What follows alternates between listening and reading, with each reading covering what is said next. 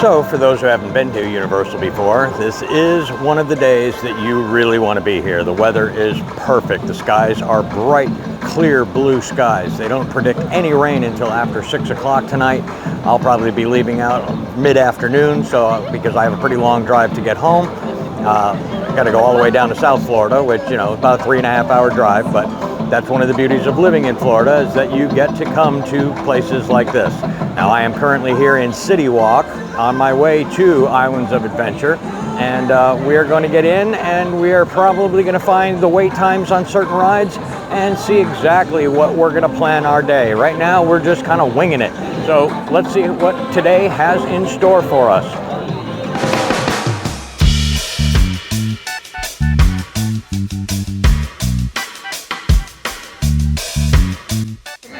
So here we are at the entrance to Adventure Island. This is the archway where the adventure begins. We've just made it through our security checkpoint with our annual pass, and we're going to go see what the wait times are and see if we're going to get on anything here in the front of the park, or if we're going to make our way to the back and maybe go to Hogsmeade and see what's going on over there.